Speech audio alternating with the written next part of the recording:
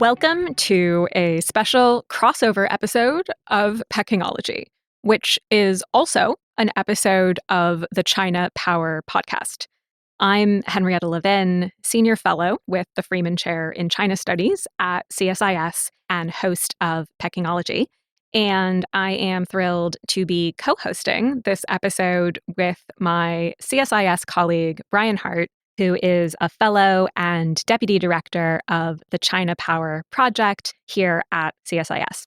We're doing this episode together today because we both loved Dan Wang's new book, Breakneck, and we thought he would be a perfect fit for the Pekingology podcast, which tries to unpack the inner workings of the Chinese Communist Party and how Chinese politics affect the broader world.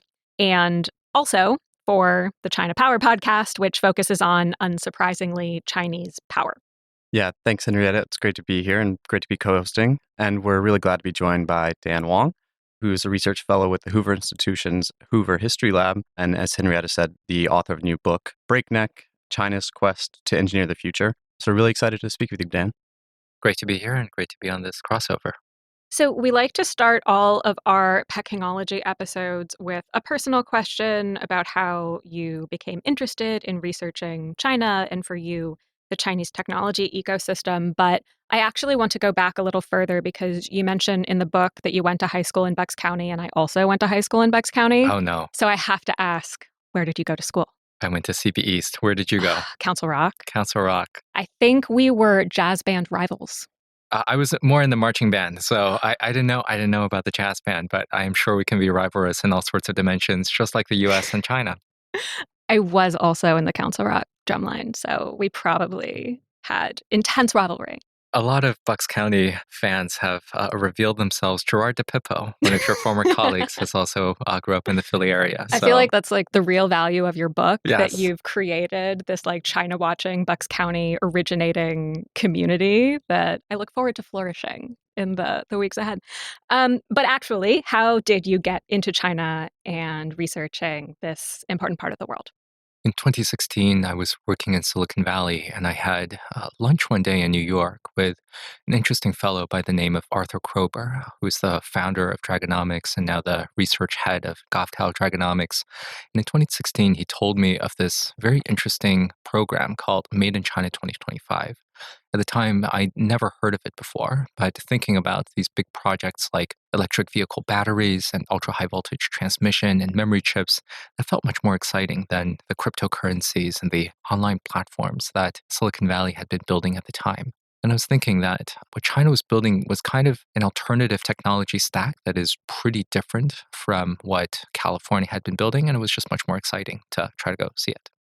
So turning to your latest work, this book, Breakneck, your big thesis is that China is fundamentally an engineering state. And this works well when China needs bridges and trains and roads, but often less well when the party turns to social engineering. And you also contrast this model with America's lawyerly society.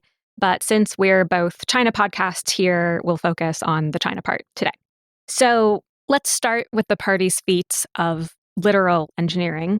You note many times in the book that Chinese officials work on a monumental scale.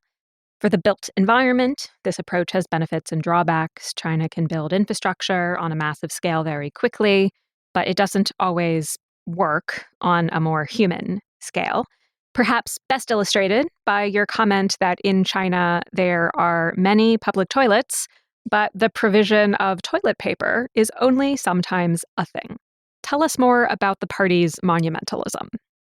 I'm glad we get to talk about toilets. Toilets has been very important for Xi Jinping for a while. I believe he had called for a toilet revolution about 10 years ago, which was to create more toilets or more sanitary places for people to go to replace a lot of these latrines, which are still fairly common in the countryside, but are a little bit less of a common feature these days. Now, one could go to a lot of these fancy toilets in China now that are perhaps a little bit too fancy. There are plenty of places where you need to scan your face. You need to hold your face up to a little camera or iPad-like device in order to get toilet paper. And I think this is one of those issues where the term techno-solutionism is often used, and I feel like this is a really good example of the techno-solutionism that's inherent in China. They cannot trust people to have and use toilet paper properly, rather than have to install some strange electronics device with, I'm sure, what are pretty sophisticated algorithms in order to allocate toilet paper out to the people. Now, I think there is a grander sort of monumentalism that one can see around the country that are beyond everyday lives.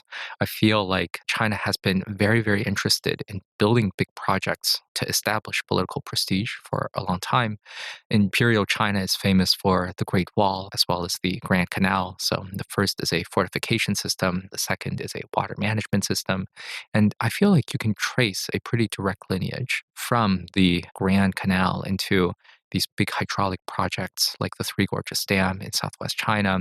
Throughout the 1990s, the Three Gorges Dam took a life of its own, in part to establish that China was much more interested in economic growth and the production of power rather than something like political liberalization. And that's how the Communist Party was going to do well by the people. But even today, if you walk around Shanghai, which is, I think, generally not a super monumentalist city, one would find still all of the big skyscrapers in Pudong, which was built in part by Jiang Zemin era to say that China is going to have these really big skyscrapers that is going to outmatch Chicago and Manhattan in terms of great prestige. This is especially evident if you walk around in Beijing, where the centerpiece of the city is the Forbidden Palace, where people went regularly to kowtow for the emperor's pleasure. And so I feel like a lot of China is really built for a bird's eyes view of cities. You know, a lot of these cities look beautiful if you're hovering above in the skies or perhaps taking a drone shot. When it comes to the provision of goods essential for everyday lives, whether that is a public toilet or just a small and simple noodle shop and dumpling shop, it is a little bit harder to find these in Beijing. Rather, they really like big grandeur and monumental projects. Yeah, and I mean, that monumentalism is very expensive. And one of the things that you've noted in your book is that China often builds without efficiency in mind. They're not always focused on hyper profitability of these things. And so I'm wondering what you think that means in terms of some of the long-term affordability and sustainability of the kind of China model. I've seen recently, some Chinese scholars have started to criticize their high-speed rail system as being maybe overbuilt. There may be some of these lines that have been built are no longer profitable and may not be sustainable. So I'm just wondering, is that a long-term disadvantage for China in terms of if you're thinking about this in competition with the US, where, US companies are often hyper-focused on profitability and sustainability. So what does that look like in terms of China's model in the long term? I think that you've really put your finger on one of the big differences between the US and China. I think the sense of monumentalism is aesthetic, it is political, and it is not very financially driven. There's been some estimates out there that a lot of Chinese local governments are spending much more of their revenues actually servicing debt than doing anything else. And certainly, if you take a look at some of these grand projects, super tall bridges in Guizhou, it is really obvious that China's fourth poorest province is struggling to pay for its amount of infrastructure. Guizhou has about 11 airports. It has 45 of the world's tallest bridges. Many of these bridges aren't able to pay back their bonds. And again, in the theme of monumentalism and walking around in Beijing, you can see a lot of these malls that are built by world-class architects who have these really beautiful buildings. But inside these buildings, there aren't necessarily a lot of stores. Or, as soon as you finish a building, a lot of the bathrooms are still not fully functional. And so they don't pay enough attention to the small stuff. And I think what I'm always trying to say is that both China and the US are deeply flawed. They're always wrong, and we should always try to find an alternative approach beyond the two countries. I feel like China's model does reveal certain advantages, especially in a crisis. When I looked through zero COVID in 2020, one of the really striking things was that there was basically no shortages, even though lockdowns were pretty severe in Wuhan as well as a lot of other big cities. The logistics systems worked really well. Whereas in the US, Americans suffered shortages of all sorts of goods, according to the news that I was reading at the time. There were shortages of consumer goods, there were shortages of furniture, there were shortages of personal protective equipment. A lot of grocery goods disappeared, depending on which area of Mexico was suffering from COVID at the time. And so, overbuilding sometimes just creates a lot of resilience. Overemployment of people in state-owned enterprises might drag down their profitability, but also keeps their skills and muscles alive in terms of being able to produce a lot during a crisis. And so, my message is always that US and China are both wrong. No one should really try to copy both of them, and let's get to a better, happier middle in between. Yeah. Well, pivoting a little bit to the technology side of things and tech competition, one of the key points you make in your book is that China's become a tech superpower by exalting what you call process knowledge and the communities of engineering practices that keep that alive. Can you explain what you mean by that and kind of how that's been pivotal to China's progress in the technology sphere? Technology is really three things. The first aspect of technology is tooling, equipment, hardware, all of these things that we can see and feel and poke at. And in a kitchen analogy, which I often like to use, technology is the stove, the oven, the pots, and the pans. And technology is also written instruction. So these are patents, blueprints, and recipes as well. And I think the third and most crucial element of technology is what I call process knowledge, which is also tacit knowledge, industrial expertise, just practical experience. And a lot of that is represented by just knowing how to do things. Because if you give someone a really great kitchen and the most exquisite recipe, they may not be able to do something as simple as cooking breakfast.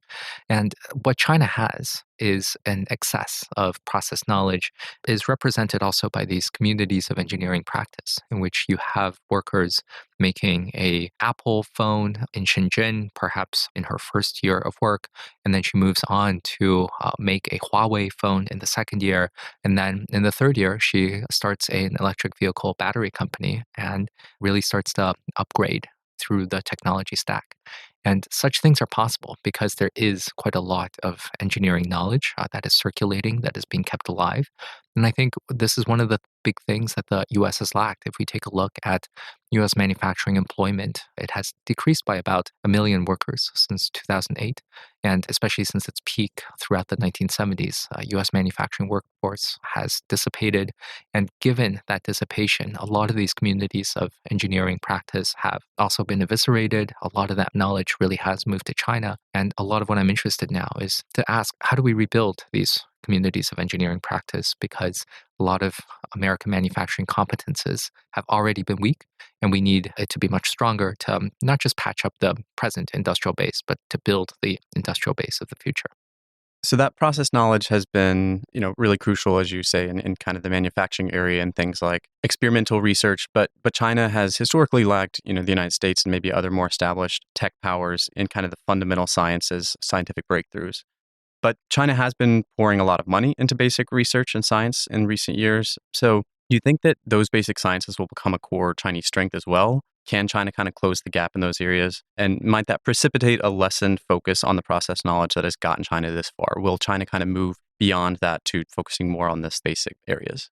I expect that China will become much stronger in a lot of basic scientific research, and indeed we've seen that it already has. When I first moved to China in 2017, when I moved to Hong Kong first and then spent 2 years there, 2 years in Beijing, and 2 years in Shanghai, China really wasn't producing much groundbreaking research. But now, if we take a look at some of the most highly cited research, the US still has the decisive edge within its universities, but China has caught up very, very substantially since 2017. And if we can take a look at a lot of different aspects of different scientific disciplines, everything from material science to chemistry, certain aspects of computer science and mathematics, Chinese researchers are already in the lead. And I expect that China will probably not have to make a choice between basic research as well as building up the technology stack, because I think that is, for the most part, a false choice, that these things feed each other, that these things are going to build each other, that the better that you are at basic research, I think it is also going to be the case that the better it is that they're going to be building out a lot of these products. And what I see is that though the US is already really strong in basic research, it hasn't made up as many efforts as China has in building up its process knowledge. And so I feel like China is definitely catching up in its areas of weakness, but I'm not sure that the US is really getting better in terms of technology production and building out its industrial base as well.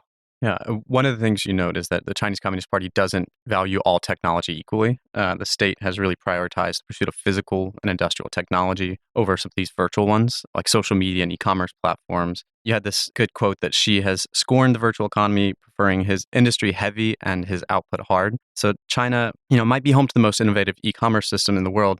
So how has that happened despite this focus on the hard economy versus the virtual economy? Is this China kind of succeeding in an area even though the party wants to focus on some of these harder areas?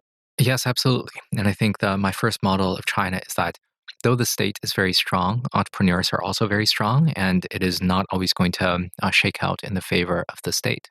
There are plenty of areas in which Chinese entrepreneurs have succeeded without much government intervention, and perhaps they thrived because they did not have much government intervention. In a lot of the crucial sectors of Chinese success, in something like electric vehicles, the dominant producers of electric vehicles did not grow out of the state. It wasn't the state-owned enterprises, the state-owned automakers that really built the best EVs. Right now, it is really BYD, an entrepreneurial firm. And so I think there is definitely a sense that the state is going to be really strong. But I think the record of the state in industrial policy is decidedly mixed. Often they mess things up, they crush a lot of entrepreneurs, they take away a lot of dynamism. At the same time, there is this churning mass of entrepreneurial talent in China that I believe the state will never be able to crush. And if they do somehow manage to crush it one day, then that will be very bad news for China indeed.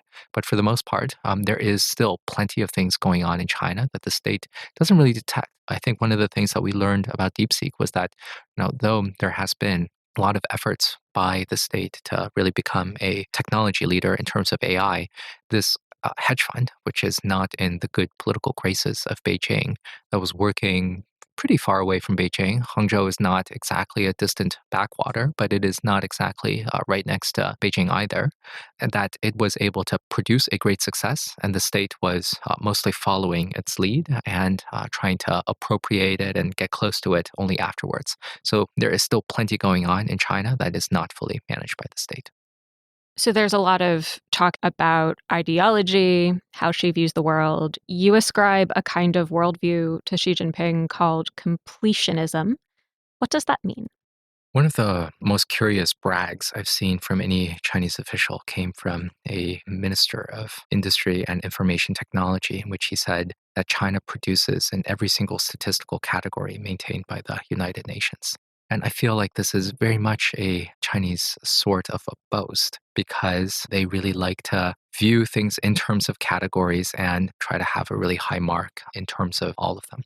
And I feel what China wants is some degree of completionism, some degree of self sufficiency, that what China ultimately wants is to achieve the great dreams of the Qing dynasty, which called itself in the latter half of the dynasty as the Celestial Empire, in which China really wants to become the center of the world again, which doesn't need so many of the foreign trinkets that it can produce itself, and that it can close its doors and be blissfully serene about the turmoils of barbarians outside. But first, to get there, China needs to break the American stranglehold on semiconductors, the Western stranglehold on aviation technologies, as well as a lot of other crucial dependencies in things like biotech, as well as a lot of other goods. China needs to be able to subdue foreign powers such that they don't feel like other powers could be a threat economically, militarily, or in terms of ideology.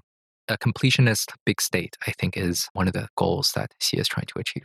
Now, I'm hoping we can talk about how the engineering state views the people who actually live inside of it. And you do note that on the social engineering side of the equation is where some of these practices, the culture of building, of engineering, starts to show some challenges.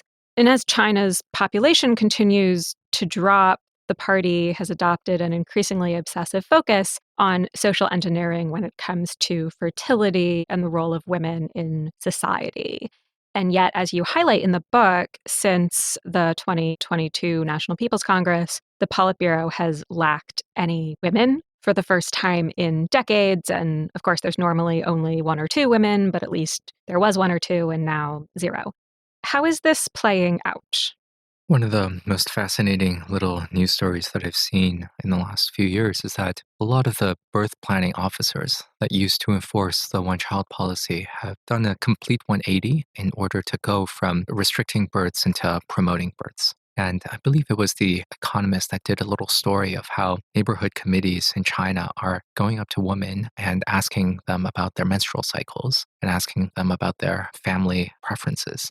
And these people are often telling women, well, you may like cats, but cats are no substitute for children. And this is one of these things that we hear from a lot of obnoxious politicians everywhere. This is mostly on TV everywhere else, but in China, this is kind of up close and personal by party committees. And my favorite little tidbit from this story was that one woman noted that her parents, after she married, has asked her about her childbearing preferences only once, whereas the local committees sent out by the party have asked her already 6 times, when will you have children? And so I think this is the sort of thing that is pretty obnoxious for women everywhere, this question of when would you like to have kids? But I think it is especially obnoxious in China, where it's not just the families doing it, it is also the party state encouraging it. I think this sort of speaks a little bit to the aspect of engineering in China in which the Chinese state is finding that the one child policy could be enforced through these brutal campaigns of forced sterilizations and mass abortions.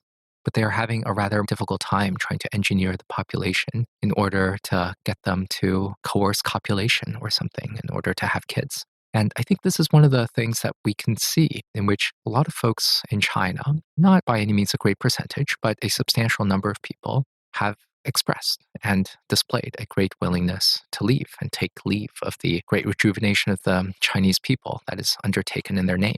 We see that a lot of people have fled to Ecuador, in which they don't have to get a visa in order to do the very dangerous months-long walk to cross the southwestern border in the United States. We've seen a lot of apprehensions by CBP in 2023 and 2024 of people who are crossing over. We see a lot of Chinese entrepreneurs have moved to the US, the UK, Japan in order to move their businesses there.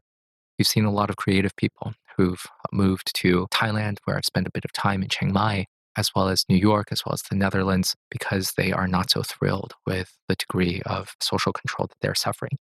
Again, I feel like this is a very narrow slice of the population, mostly pretty elite, aside from those who decide to walk across the border to Texas and Arizona. But that discontent is real, and the question is just how widespread it is. Many of the neighborhood committees you highlight in the book that are now enforcing these increasingly aggressive and awkward conversations around women's fertility have their origin in implementation of zero COVID and the COVID lockdowns. And you have a powerful chapter on your experience of the COVID lockdowns in Shanghai, including a drone that helpfully approaches the window of your apartment with a reminder to repress your soul's yearning for freedom. How did China's character as an engineering state lead to what became an increasingly disastrous zero COVID policy and then the sudden decision to reverse course? Yeah, I think the drones were a pretty scary part of the Shanghai lockdowns. Not only when they broadcast these absurd messages like repress your soul's yearning for freedom, but also there were a few instances of drones being used to monitor the population. If they were outside, let's say, sunning themselves on the balcony or in the green area of an apartment compound, perhaps the drones will descend and you would have an officer of the state barking at you to say, go back home, you're not allowed to be outside. It's a terrifying experience. I'm glad I didn't experience it, but for the people who have, it is not very pleasant indeed, because who knows what else those drones can do.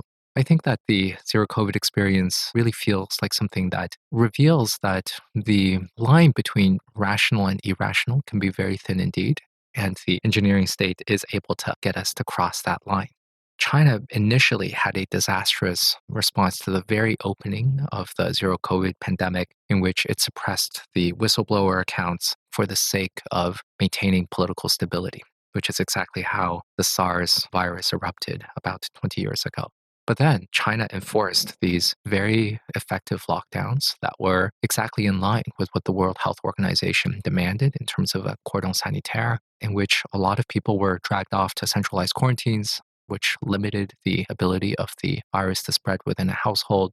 It sealed off a lot of its borders, and it had very extensive contact tracing apps. And that was, I felt like, definitely a plus at the time of zero COVID, because by March and April of 2020, a lot of the restaurants had started to reopen, movie theaters had started to reopen later in the year, and life was really back to normal without many deaths. But then at the start of 2022, when the highly transmissible strain of Omicron started to circulate in Shanghai, these approaches were no longer effective given the transmissibility of the Omicron variant, but the state really had to double down. And so I think this is where we have to question the extent to which the engineering state could really be helpful and good and rational towards people, because a lot of engineers are unable really to change direction. They are really intent to maintain a path, and they don't really care about human emotions or human suffering that is in their way. And they are ready to really commit to this until they're not, in which case they completely swerve and change direction, as we saw at the end of 2022, in which COVID was abandoned more or less overnight over the course of a week when the virus really started to spread throughout Beijing, which I think the central government decided not to enforce a lockdown on the central government. This speaks to some of the successes, the merits, as well as the madnesses of engineering state when we take a look at the experience of COVID in China. I think those tensions are also illustrated very clearly in your earlier point that from a certain perspective, there were no shortages in China during the pandemic. Logistics networks held up, production held up when those same systems were collapsing in the United States and elsewhere around the world. But then you also see people locked in their apartments in Shanghai going hungry. How do you think about the tension between extreme success and extreme failure, even on that same question of logistics and supply chains? Yes, that's right. And I think a lot about this headline that ran in China Daily shortly before the Shanghai lockdown in 2022, in which the Shanghai government declared that Shanghai has no plans for a citywide lockdown. Initially, I read that as saying, well, we're going to deny that we're going to have a lockdown. But now I understand it to mean, well, we had made no plans to enforce a lockdown against 25 million people at the start of 2022.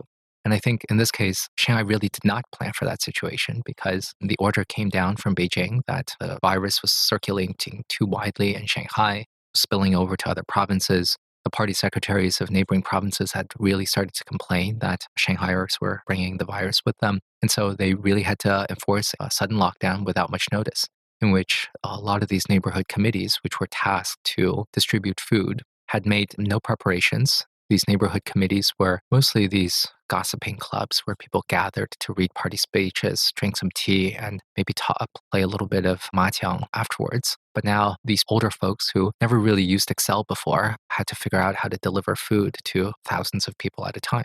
That system obviously couldn't work. But I think this also speaks a little bit to the tendencies of the engineering state, in which extreme success and extreme failure don't go too far apart. One of the points I make in my book is that let's think about what was the very worst year in China to be born. I think it is going to be something like 1949, the founding of the People's Republic. If you were born in 1949, by the time that you turned age 10 roughly, you might have experienced some degree of famine during the Great Leap Forward.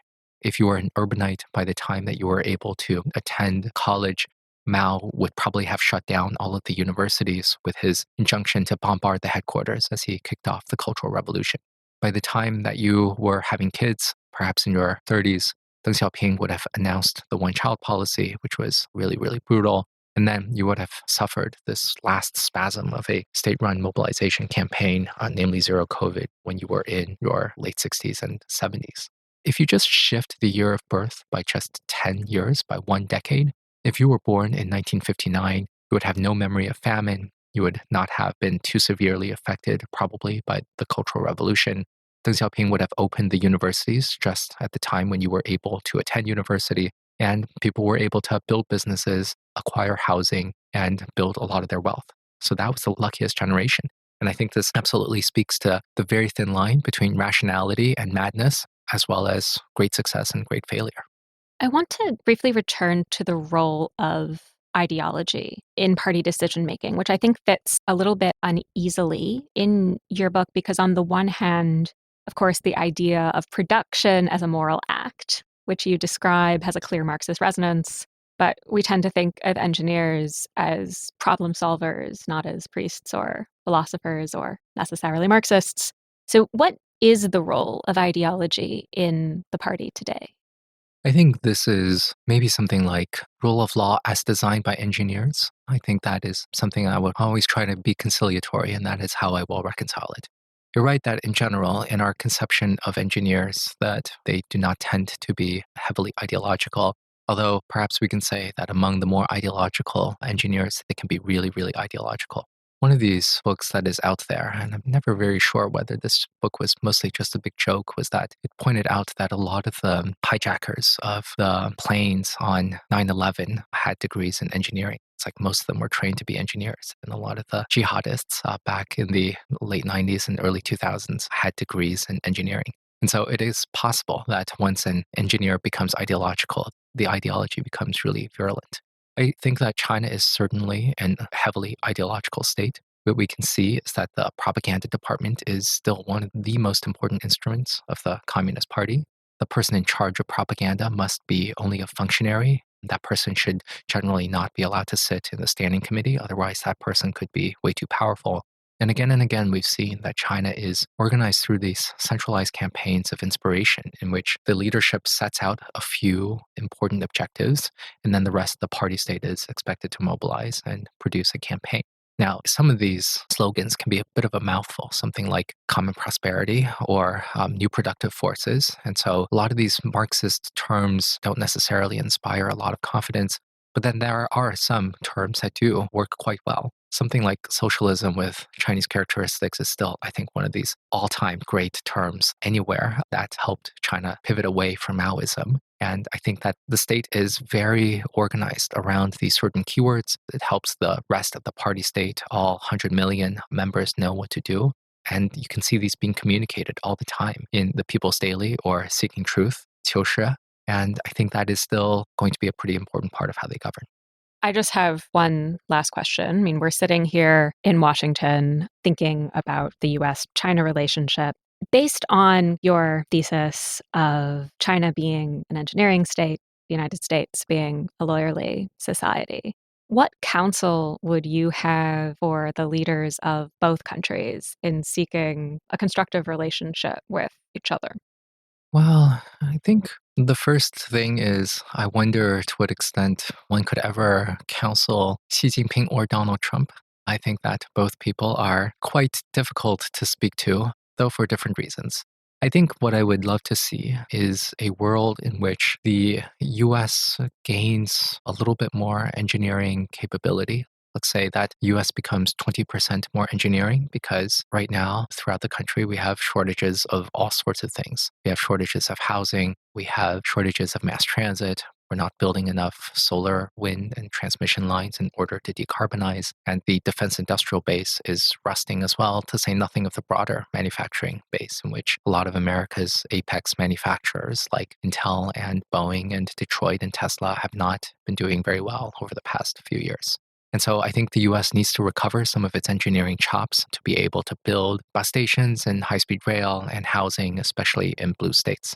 And while the US is 20% more engineering minded, I think that China should be 50% more lawyerly. I would love it if the Chinese had some ability to actually enjoy some greater legal protection, that people don't fear that their businesses are going to be smashed, that their articles are going to be censored, that their home is not going to be taken away from them in the course of a grand dam project, and for people to feel like they have the ability to protect themselves and achieve some degree of flourishing. So my prescription for the two countries is slightly more engineering in the US and a lot more lawyers in China.